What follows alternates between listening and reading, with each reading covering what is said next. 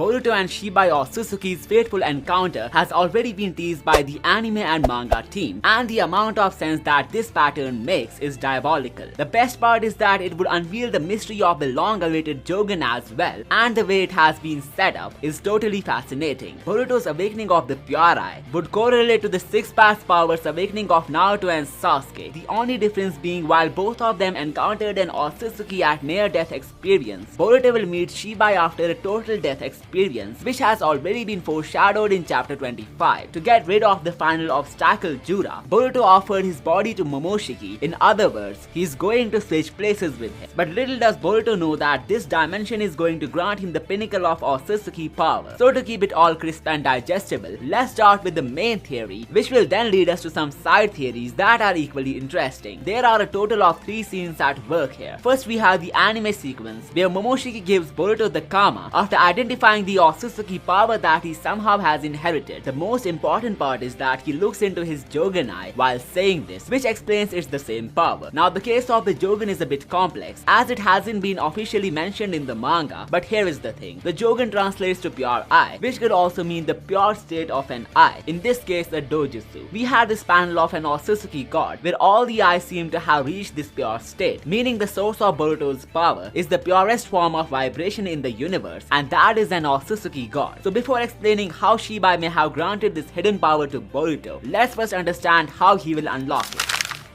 So since we know he had inherited the Jougan already, the power still slumbers deep within him. It's just that he is too inexperienced to use it in the words of Momoshiki. Experience is the key word here. Boruto doesn't know how to utilize his hidden Otsutsuki power, but after learning to do so, he would definitely unlock the Jougan as shown in the first episode. So he needs an Otsutsuki mentor who either possesses this eye or at least knows about it. And the only way for him to meet someone like that is by getting in touch with the chakra which fuels the premature awakening of the Jougan. Therefore, to do that, he must enter and meditate in the same corner of his psyche where Momoshiki is trapped currently, and that would only be possible if he gives away the full control of his body to the monster, making him synchronize with the pure Otsutsuki power within his own body, the power that would connect him with Shibai Otsutsuki after entering a death-like state, similar to how Naruto and Sasuke met the Sage of Six Paths.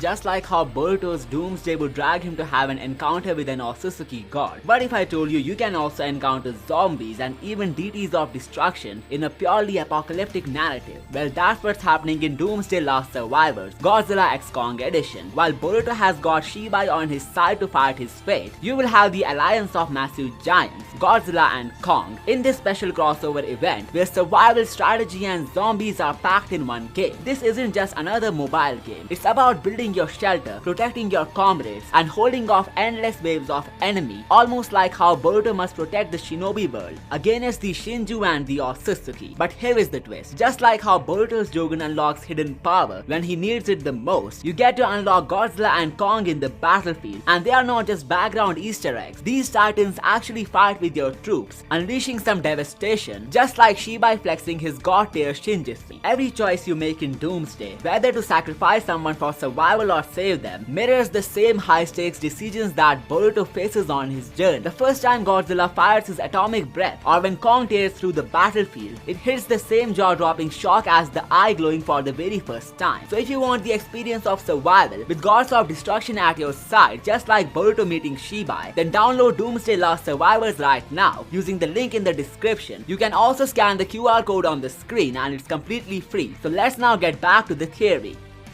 When we look at how Naruto and Sasuke awakened the powers of the Sage of Six Paths, it wasn't just random luck. Both of them carried the karmic weight of being the reincarnations of Ashura and Indra, Hagoromo's own sons, which left the fragments of divine chakra inside their souls. For Naruto, this awakening came when his life was hanging by a thread. He was stripped of Kurama's chakra and impaled by Madara, literally seconds away from death. That's when Hagoromo Otsutsuki appeared, saw him as Ashura's successor, and gave him the Six Paths Yang power, healing him instantly and boosting his gift to unite others. Sasuke had his own fatal moment. He was stabbed straight through the chest by Madara, which left him almost dying, and in that collapse, Hagoromo reached him as well, recognized the will of Indra, and granted him the Six Paths Yin power, awakening the Rinnegan in his left eye. There is no better way to explain Boruto's case of Jougan awakening than this. Shibai is the Hagoromo sort of figure who has decided a point in the boy's destiny where he will bestow his powers on him. Just like how Hagoromo appeared in front front of Naruto and Sasuke when they were too close to losing their lives. In Boruto's case, it is the submission to an eternal captivity, which is worse than death, that is going to awaken the pure power in his right eye. In chapter 26, Kashin Koji knows that Boruto has made some deal with Momoshiki, but at the same time, he cannot look into another dimensions through his Shinjutsu, with the inability of either from doing so being a living proof of it. So the only way for him to know this comes from Momoshiki actually taking over in one of the futures, or it's just that Boruto revealed it to somebody else in the future and Koji has seen that. But let's take the first possibility to build up this theory.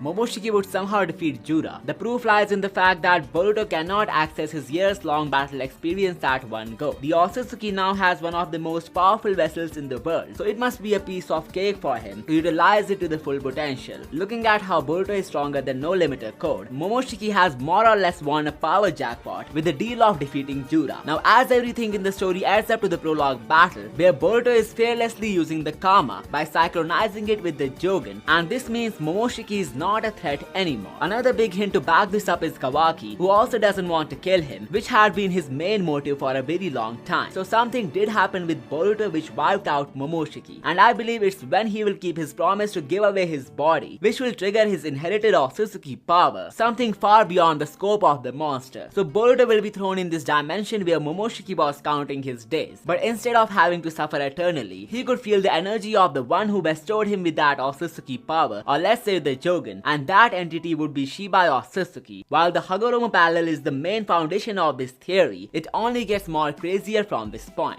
You must have heard me talk about the moon and its lunar symbolism with the pure eye, or how the death of Akebi became the catalyst for the interesting fate of Boruto. But today I will present an angle that you must have never heard before. It takes exactly 27 days for the moon to complete one revolution around the earth. The moon being symbolic to the Jougan pumps this possibility more, but you have no idea what's coming next. So Boruto's birthday is 27th March, the same number of days that the moon takes to orbit around earth. And when you look at the history of March, well, it was dedicated to the planet Mars and marked the start of the Roman calendar year in its early history. This reflected the association of the month with the renewal of military campaigns and agriculture-based activities as winter ended. So not only does the birth date of Boruto has something to do with the moon and a new beginning, both in context of March being the starting month in early calendars and moon starting a new orbit after the 27-day period. When you connect this with Shibai Otsutsuki, Akebi and the destiny of Boruto, it makes some enormous amount of sense, so hear me out.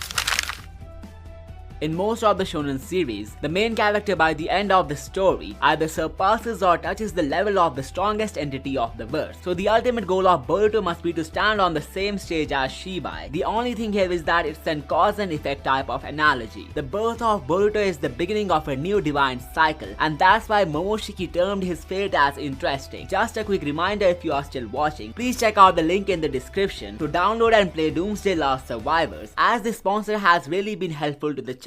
Back to the business, remember this panel where he brought his birth date in the conversation when Amado was explaining how his daughter died 12 years ago. Well, it's not a coincidence at all, cause just like how the moon completes an orbit in 27 days, March was the beginning month in early times, and when you consider the number 12, it's the full cycle of months, and together they complete the orbit of an entire year. That's why the number 12 has always symbolized completion. There are 12 months, 12 zodiac signs, 12 hours on the clock, and it all ties back to the idea of finishing a perfect cycle. Implying this in Boruto's case, Shibai Otsutsuki seems to have renewed his mighty fate as Boruto to begin a new revolution of destiny. Now here is where it goes more in depth. We know Shibai had the power of prescience and he could see any future and even make it happen with omnipotence. But what if there was a future which demanded Shibai to simply discard his body and renew his fate as somebody else? Not as a direct reincarnation, but through the process of granting him the inheritance of an Otsutsuki power. We never got to know how Akebi exactly died. The manga says it was a disease, but at the same time, Momoshiki has revealed that Otsutsuki gods have tampered with humanity's memories before. So what this means is that Shibai could have orchestrated the death of Akebi. At the same time, he made Jigen obtain his divine remains, that he then handed over to Amado to create broken cyborgs. We know Amado was doing it to resurrect his daughter all along, so Shibai being the one behind Akebi's death makes perfect sense. And the Shinjutsu of all the cyborgs collectively led to Boruto reaching a point where he would surrender his consciousness to Momoshiki just to enter his inner world and synchronize with the chakra of an Otsutsuki god.